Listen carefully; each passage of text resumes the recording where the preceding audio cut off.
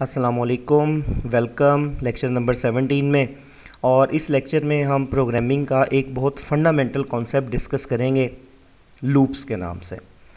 Loop simply अगर आप किसी कोड को बार बार चलाना चाहते हैं या पीस ऑफ कोड में एक लाइन नहीं है, मल्टीपल हमारे पास कोड है और हम चाहते हैं कि आप उसे एक से ज़्यादा बार एग्जीक्यूट करें, तो ऐसी सूरत में जो कोई भी प्रोग्रामिंग लैंग्वेज अदर देन जावा भी, अगर आपने किसी प्रोग्रामिंग लैंग्वेज पर काम किया है तो डेफिनेटली आपने लूप्स पर काम किया होगा।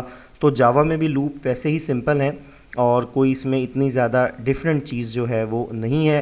तो हम इस लेक्चर में लूप्स के बारे में कुछ बेसिक्स बातें देखेंगे, क्योंकि जैसे जैसे कोर्स प्रोग्रेस करेगा मज़ीद भी लूप इस्तेमाल होंगे, लेकिन आज के लेक्चर में हम बेसिक्स में देखेंगे कि लूप को जावा में इस्तेमाल किस तरह से किया जाता है। अब फ़र्ज़ करें एक सिंपल सा टास्क अगर हमारे पास है कि हम 1 से 10 तक काउंटिंग प्रिंट करवाना चाहते हैं, तो ये 1 से 10 तक हम काउंटिंग कैसे प्रिंट करेंगे। एक तरीका तो सिंपल सा ये है कि हम जानते हैं कि एक बार अगर आप system dot out dot print line लिखते हैं और यहाँ मैं 1 लिख देता हूँ तो 1 प्रिंट हो जाएगा। मैं 10 टाइम्स ये लाइन लिखूँ, ये अच्छी प्रैक्टिस नहीं है, लेकिन चलें यहाँ फिर भी आप 10 टाइम्स लिख सकते हैं। लेकिन 10 टाइम्स की जगह अगर आपको 500 टाइम्स कहा जाता है, वहाँ ऑब्वियसली फिर पॉसिबल नहीं होता ये सारे का सारा काम करना। तो इसके लिए हमें जो फैसिलिटी, जो कंस्ट्रक्ट दिया जाता है जावा की तरफ से, वो है लूप। लूप की डिफरेंट टाइप्स होती हैं, वाइल लूप हैं, फॉर लूप हैं। सबसे पहले मैं वाइल लूप को डिस्कस करता हूँ। तो हम यहाँ एक वेरिएबल बनाते हैं, इंटीजर आई, आप किसी भी नाम से बना सकते हैं। उसे मैं स्टार्ट करता हूँ 1 से। ये जो वेरिएबल है आप ये देख लें, ये लूप का काउंटर वेरिएबल है जो हमें ये बताता है कि जो लूप हम चलाना शुरू कर रहे हैं वो कहाँ से चलना शुरू होगा। मैं अगर चाहता हूँ कि एक लूप 10 टाइम्स चले तो मैं उसे 1 से 10 तक भी चला सकता हूँ, 10 से 1 तक भी चला सकता हूँ। लेकिन मैंने अगर यहाँ 1 लिखा है तो इसका मतलब हम काउंटर लूप अपना स्टार्ट कहाँ से करेंगे, 1 से। फिर हमारे पास एक कीवर्ड है वाइल। वाइल के बाद ब्रैकेट में आप वो कंडीशन देते हैं जिस कंडीशन की बुनियाद पर लूप चलेगा। मैं यह कंडीशन देता हूँ while i is less than equal to 10, कि जब तक आई 10 से छोटा है या 10 के बराबर है हमारे पास ये लूप चलता रहेगा। इसके बाद हम यहाँ कोड लिखते हैं जो हम इस लूप में एग्जीक्यूट करना चाहते हैं। मैं सिंपली जो है यहाँ लिख देता हूँ system dot out dot print line, और हम यहाँ आई को प्रिंट करवा देते हैं क्योंकि डेफिनेटली आई पहले 1 होगा। अच्छा, इतना प्रोग्राम अगर मैं यहाँ एग्जीक्यूट करता हूँ तो आप ख़ुद नोट कर सकते हैं कि क्या एरर होगा। ये हमारे पास कंटिन्यूस चलता ही रहेगा क्योंकि आई की वैल्यू 1 है और कंडीशन उस वक्त तक ट्रू रहेगी जब तक आई की वैल्यू 1 से लेस देन है, 10 से लेस है या 10 के इक्वल नहीं हो जाती। तो लूप में जो हमारे पास तीसरी इंपॉर्टेंट चीज़ है, सबसे पहली क्या हो गई, काउंटर को इनिशियलाइज़ करना, फिर कंडीशन देना, और थर्ड जो इसमें चीज़ है अदर देन कोड, वो हमारे पास है काउंटर वेरिएबल को बढ़ाना, उसमें इंक्रीमेंट करना।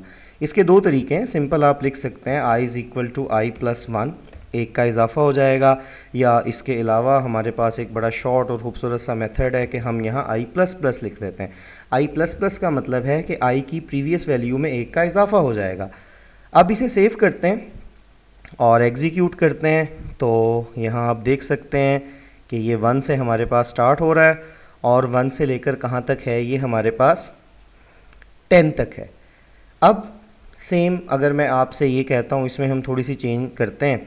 चेंज मैं आपको ये कहता हूँ कि आप 1 से लेकर 10 तक सिर्फ़ और सिर्फ ऑड नंबर प्रिंट करें, इवन नंबर प्रिंट ना करें। तो ऐसी सूरत में क्या किया जा सकता है, सिंपल हम ये जो इंक्रीमेंट है इसे 2 पर कर देते हैं, I is equal to I plus 2। ऐसी सूरत में इसे सेव करते हैं और रन करते हैं तो आप देख सकते हैं सिर्फ हमारे पास ऑड नंबर है 1 3 5 7 9, क्योंकि पहली बार 1 होगा, फिर हर बार 2 का इंक्रीमेंट होने से वैल्यू 3 5 7 9 तक हमारे पास चली जाएगी। ये तो हो गया वाइल लूप। इसी तरह से आप फॉर लूप को इम्प्लीमेंट कर सकते हैं और सेम अगर हम काम उसमें करना चाहते हैं, उसमें सारी की सारी चीज़ें हम एक ही लाइन में लिखते हैं। जैसे फ़र्ज़ करें मैं ये जो कोड लिखा हुआ है इस कोड को यहाँ से ख़त्म कर देता हूँ और यहाँ अब हम लिखते हैं for int i is equal to 0। Counter variable को यहीं इनिशियलाइज़ किया जाएगा और इस सेमी कॉलन का मतलब है कि ये इतनी स्टेटमेंट हमारे पास ख़त्म हो गई, ये कंप्लीट ख़त्म नहीं हुई। इसके बाद फिर हम कंडीशन भी यहीं लिखते हैं, if i is less than equal to 10, फिर सेमी कॉलन, और इसके बाद मैं यहाँ लिखता हूँ I plus equal to 2। I plus equal to 2 same वैसे ही काम करता है जैसे आप लिखते हैं I is equal to I plus 2। अगर आप चाहें तो यहाँ पूरा I is equal to I plus 2 भी लिखा जा सकता है। अब हम सिंपली यहाँ आने के बाद लिखते हैं system dot out dot print line, और यहाँ मैं आई को प्रिंट करवा देता हूँ सेम एज़ बिफोर। अब इंक्रीमेंट वगैरह, कंडीशन चेकिंग, इनिशियलाइजेशन, वो सब यहाँ हो रही है, और उप्स इसे 1 से स्टार्ट करते हैं। अब मैं इसे सेव करता हूँ, एग्जीक्यूट करता हूँ, तो आप देख सकते हैं सेम आउटपुट हमारे पास यहाँ मौजूद है। अभी तो हमने जो काम किया वो दोनों लूप से हो सकता है, आप जो भी करना चाहें कर सकते हैं। अक्सर सिचुएशंस हमारे पास ऐसी आती हैं जिसमें हमें पहले से ये नहीं पता होता कि हम कोड को कितने टाइम्स चलाना चाहते हैं, और हम उसे किसी मखसूस कंडीशन की बुनियाद पर चला रहे हैं। जैसे फॉर एग्ज़ाम्पल, अगर हम यूज़र से कोई वैल्यू पूछते हैं और मैं कहता हूँ कि जब तक यूज़र पॉजिटिव नंबर नहीं दे देता, जब तक आप यूज़र से बार बार इनपुट लेते रहें, तो ये एक ऐसी कंडीशन है जिसमें हमें नहीं पता, पहले से प्री डिफाइंड नहीं है कि कितनी बार लूप चलेगा। हो सकता है यूज़र पहली बार ही सही वैल्यू दे दे, या हो सकता है ना दे।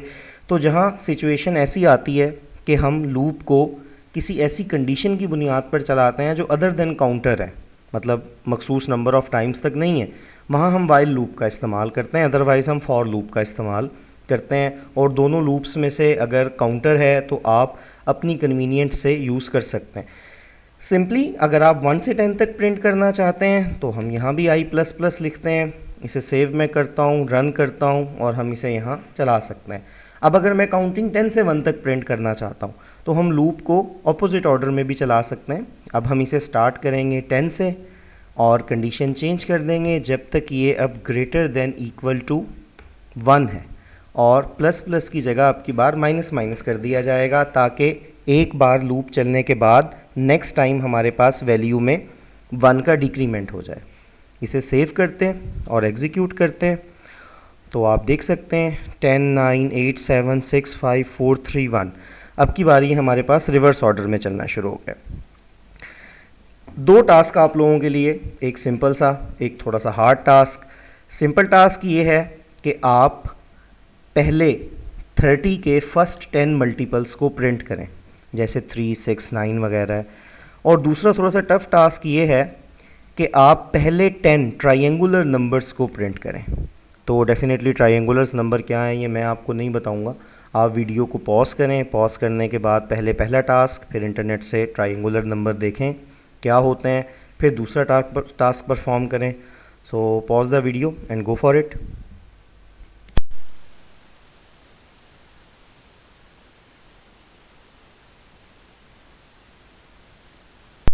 आई होप आपने मैनेज कर लिया होगा।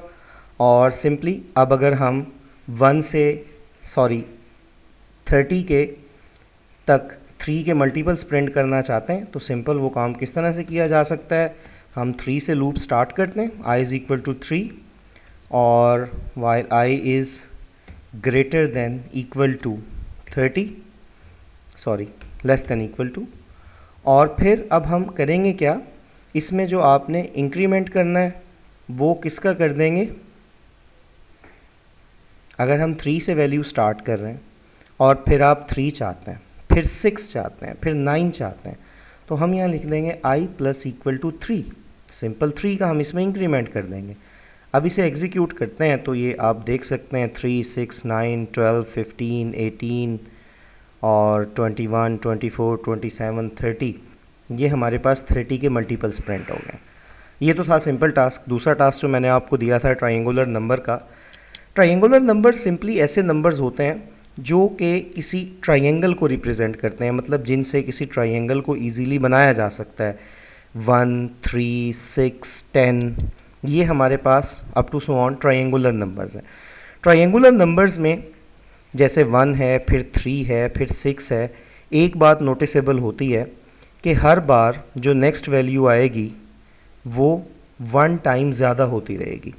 जैसे 1 से 3 के लिए आपको ऐड करना पड़ेगा 2। मैं यहाँ कमेंट्स में लिखता हूँ 1 3 देन हमारे पास नेक्स्ट वैल्यू जो इसमें आती है, क्या प्रिडिक्ट करते हैं आप?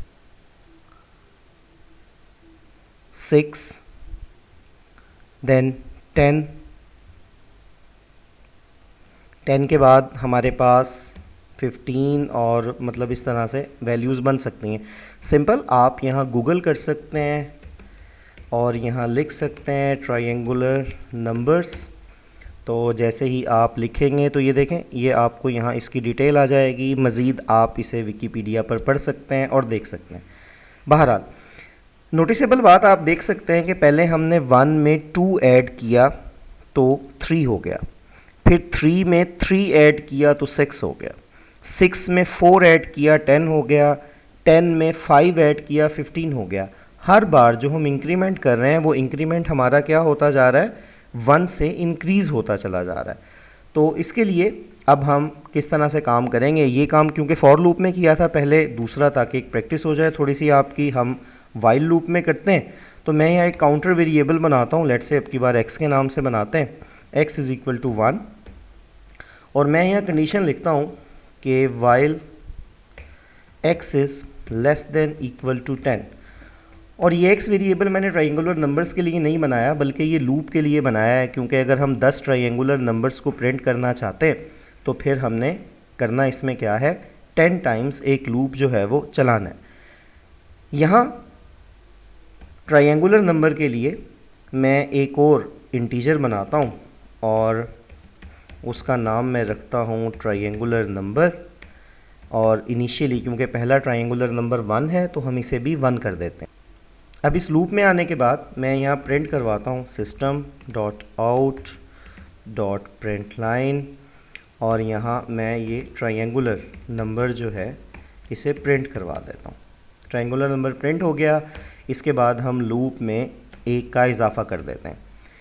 यहाँ जो थीम ट्रायंगुलर नंबर की हमने देखी थी उसमें आपने नोट किया कि एक ट्रायंगुलर नंबर से जब दूसरा ट्रायंगुलर नंबर बनता है तो हर बार जो इंक्रीमेंट है वो 1 ज़्यादा होता रहता है। जैसे पहले इंक्रीमेंट 2 होगा, फिर 3 होगा, फिर 4 होगा, फिर 5 होगा। तो हमें ट्रायंगुलर नंबर में इंक्रीमेंट करने के लिए कोई ऐसी वैल्यू चाहिए जो हर बार लूप चलने से 1 इंक्रीज़ हो जाती हो।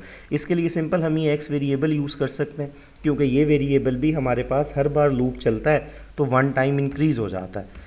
तो मैं यहाँ लिखता हूँ triangular number is equal to triangular number plus x। हम सिंपल इसमें क्या कर देते हैं, x ऐड कर देते हैं और इसे सेव करते हैं और एग्जीक्यूट करते हैं। तो देखें जी 1, 3, 6, 10, 15, 21, 28, 36 तो अप टू 55। तो अगर आपने ये कर लिया है तो वेरी गुड, बहुत अच्छी बात है। अदरवाइज़ आप यहाँ से देख सकते हैं, और ये काम करने के बहुत सारे मेथड हो सकते हैं। ज़रूरी नहीं है कि आपने यही मेथड फॉलो किया हो जो मैंने किया है, लेकिन एट दी एंड अगर आप ये टास्क कर लेते हैं तो इट्स वेरी गुड। अब थोड़ा सा लूप को एसोसिएट करते हैं एरे के साथ।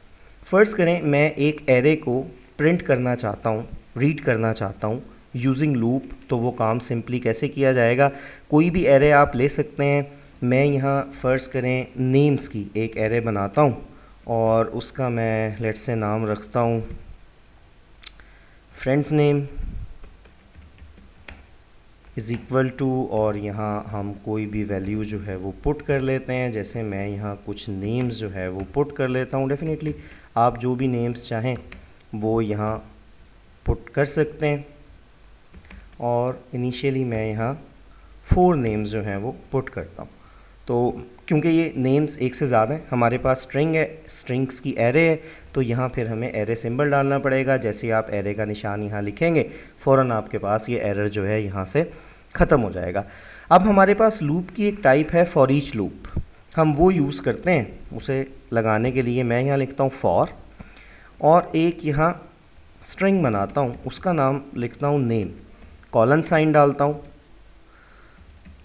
और फ्रेंड्स नेम्स यहाँ हम लिखते हैं। अब इसे मैं एक्सप्लेन करता हूँ कि ये लूप किस तरह से चलेगा। ये लूप उस वक्त तक चलेगा जब तक आपके पास फ्रेंड्स नेम में वैल्यूज़, फर्स्ट टाइम ये चलेगा इस फ्रेंड्स नेम एरे में से पहली जो वैल्यू है अली, इसे पिक करेगा और यहाँ स्टोर करवा देगा। नेक्स्ट टाइम चलेगा, नेक्स्ट नेम पिक करेगा और यहाँ स्टोर करवा देगा, फिर नेक्स्ट टाइम थर्ड नेम, इसी तरह फोर्थ, जितनी भी वैल्यूज़ हैं वो आपके पास वन बाय वन गेट होती रहेंगी और गेट होने के बाद यहाँ जो आपने स्ट्रिंग टाइप वेरिएबल बनाया इसमें स्टोर होती रहेंगी। तो इन्हें हम प्रिंट करने के लिए मैं यहाँ नेम को हम यहाँ प्रिंट करवा देते हैं। इसे मैं सेव करता हूँ, एग्जीक्यूट करता हूँ, तो ये देखें जी, ये जितने नाम थे हमारे पास यहाँ आ गए हैं। अब ये तो हमारे पास हो गया स्ट्रिंग्स के साथ। स्ट्रिंग के अलावा अगर मैं ये काम एरे लिस्ट के थ्रू करना चाहता हूँ तो मैं ये काम कैसे करूँगा? मैं सेम इसी नाम से एक एरे लिस्ट बनाता हूँ, फिर थोड़ा सा ऑब्ज़र्व करते हैं कि किस तरह से ये काम होता है। इसे कमेंट करते हैं और डेफिनेटली इसको भी यहाँ डिलीट करते हैं, हमें भी इसकी ज़रूरत नहीं है। तो यहाँ हम एक लिस्ट बनाते हैं, उस लिस्ट का नाम मैं फ्रेंड्स नेम्स ही रखता हूँ, is equal to new array list. और ऑब्वियसली पैकेजेस हमने इसके लिए इंपोर्ट करने हैं, तो अलग अलग पैकेज इंपोर्ट करने की बजाय मैं java.util.static ये इंपोर्ट करता हूँ, दोनों का पैकेज हमारे पास इंपोर्ट हो जाएगा। अब यहाँ फ्रेंड्स नेम जो हमारे पास है इसमें वैल्यूज़ ऐड करते हैं, तो वही वैल्यूज़ जो हमारे पास पहले थी वो मैं यहाँ ऐड करता हूँ। और ताकि बार बार मुझे टाइप ना करना पड़े, मैं कॉपी करता हूँ और इसे 4 टाइम अपने पास जो है यहाँ पेस्ट कर, और जस्ट हम यहाँ वैल्यूज़ चेंज कर लेते हैं एज़ बिफोर। और मैं यहाँ वही वाली वैल्यूज़ ले लेता हूँ जो हमने पहले लिखी हुई थी। इसे सेव करते हैं और ज़रा एग्जीक्यूट करते हैं, रन एनीवे। और यहाँ एक एरर है, अब एरर को अंडरस्टैंड करते हैं। हालांकि यहाँ देखने में चीज़ें आपको सेम नज़र आ रही हैं कि यहाँ हमने स्ट्रिंग्स वैल्यू ऐड की, यहाँ हमने एक लूप चलाया जो कि इस लिस्ट में से वैल्यूज़ लेगा और हर वैल्यू को इस स्ट्रिंग में सेव करवा देगा। लेकिन अगर हम यहाँ जो एरर है उस एरर को देखें तो आप ये देखेंगे कि यहाँ एरर है इनकम्पैटिबल टाइप्स।